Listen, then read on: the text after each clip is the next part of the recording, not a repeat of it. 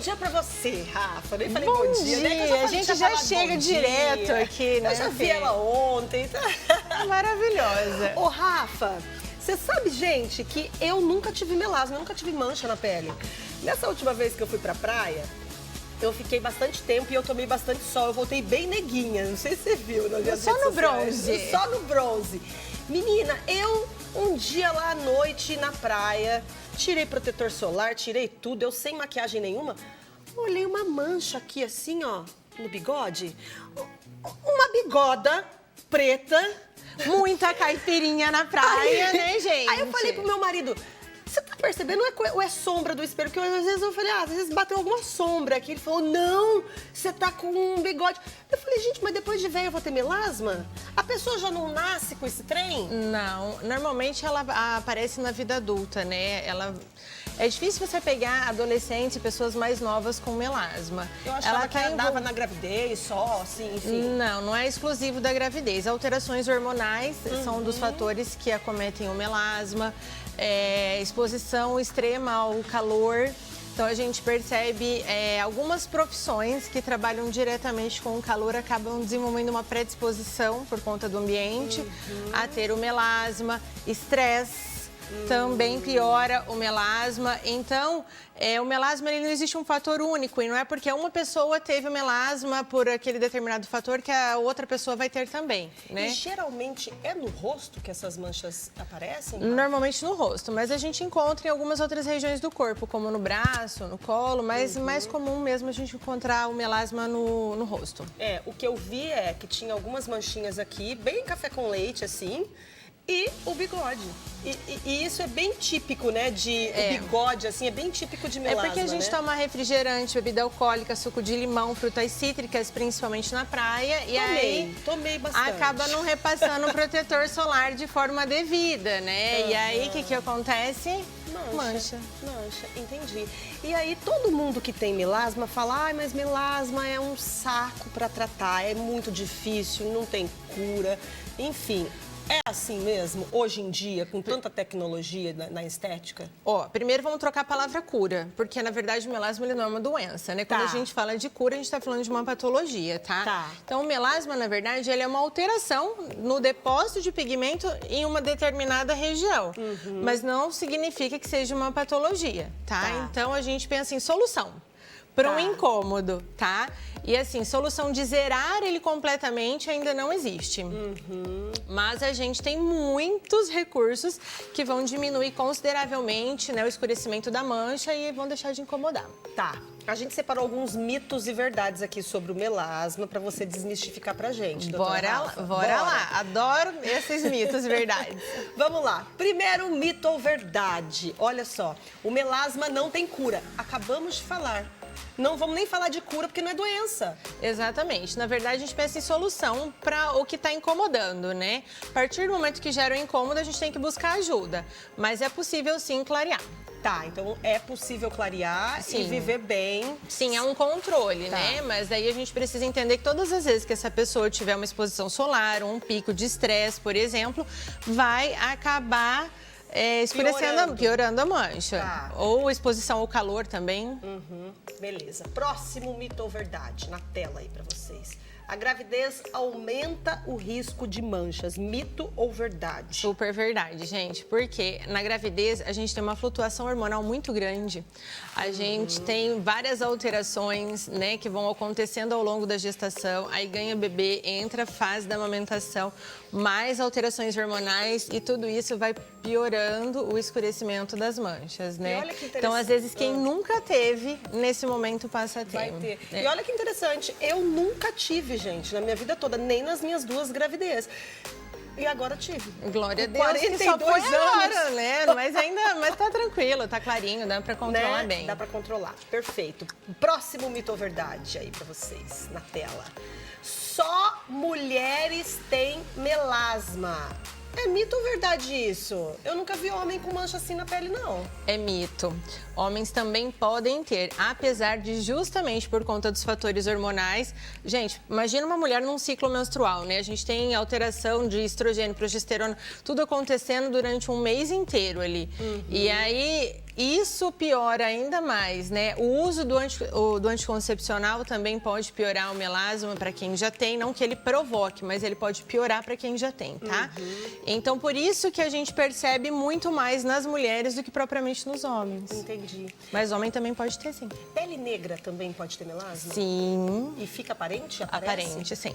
Olha só, que interessante. Vamos pro próximo, mito ou verdade aí na tela para vocês. Só preciso usar protetor solar para prevenir as manchas. Bom, o protetor solar, gente, ele é o nosso principal aliado. Ele é o nosso melhor amigo nesse momento, tanto para tratar quanto para prevenir.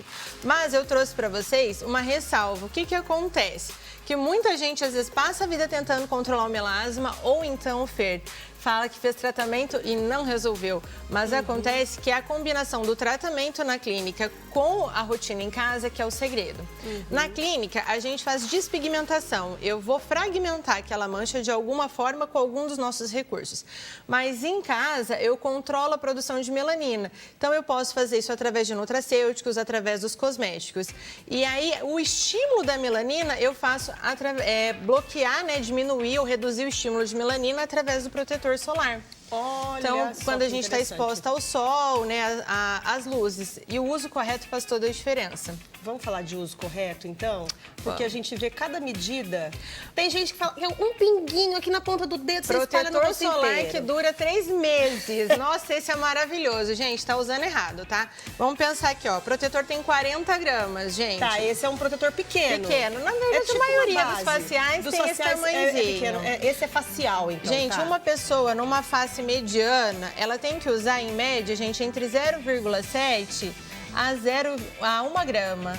Olha aqui, esse é o mínimo que a gente poderia utilizar de protetor. Deixa eu levantar aqui, ó. Gente, isso aqui é uma balança, tá? Uma balança, agora a Rafa tá de mexendo. precisão. Tá dando alteração no valor. Mas 0,7, gente, é o mínimo. E olha a quantidade. 0,7 é o mínimo. E olha aqui, se a gente considera 1 grama com erro, né? Pra perder mesmo. Tá. Se sobrar na mão, a gente vai passar no pescoço e tudo mais. Entendi. E se Aqui. sobrar muito, a gente vai passando, duas errado, camadas. até absorver. Até absorver. Até absorver. Tá. Então, olha, isso daqui, gente, é uma quantidade mínima que a gente tem que passar no rosto todo. Por quê? A gente vai e investe num protetor solar, fator 60, acreditando que ele tá fazendo um bloqueio. Aí a gente vai, passa um tico só de protetor para render, né? E aí acaba o que acontece? Infelizmente, se você não passa a quantidade correta, você não vai ter o fator de proteção que está escrito na embalagem. Então, esse aqui é o máximo do fator de proteção que ele pode te oferecer, mas ele só vai te oferecer se você usar a quantidade correta.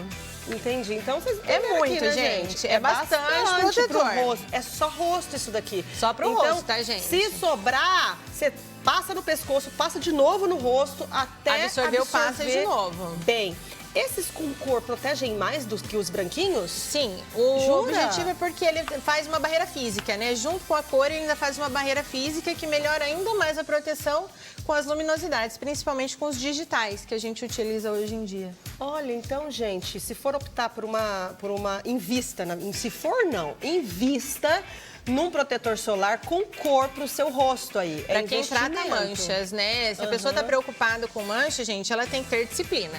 Pele bonita é disciplina. Fer, não tem pele bonita, fala assim, ai, minha pele tá maravilhosa porque eu nasci assim. Não, ao longo do tempo a gente vai envelhecer, a pele vai necessitar de cuidados.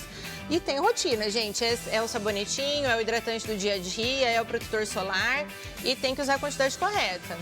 Tá. De 3 em 3 horas, né? Se for o caso, se estiver fazendo um tratamento. E se possível, fazer esse tratamento aí de despigmentação que você falou, que usa alguns aparelhos. Protetor não é escudo, tá, gente? Que passa às 7 horas da manhã e acha que tá naquela bolha maravilhosa e nada vai me até atingir. às 10 da noite, tá tudo certo. Tá plena lá, né? Sol. Não, pelo amor de Deus, gente. Passar certinho aí, o uso correto. Perfeito. Próximo mito ou verdade na tela pra vocês. Estresse pode desenvolver melasma. Sim, justamente por conta das alterações hormonais que estão envolvidas com esse momento de estresse. Então, ele sim, realmente pode desenvolver, pode piorar, inclusive, o melasma. Olha só uma dúvida que acabou de chegar aqui. A maquiagem pode piorar o melasma? Tipo, blush, iluminador que a gente passa, sombra? Não, na verdade, se você fez toda a asepsia da pele, hidratou, passou o protetor, a maquiagem ainda vai servir como uma barreira a mais. Tá.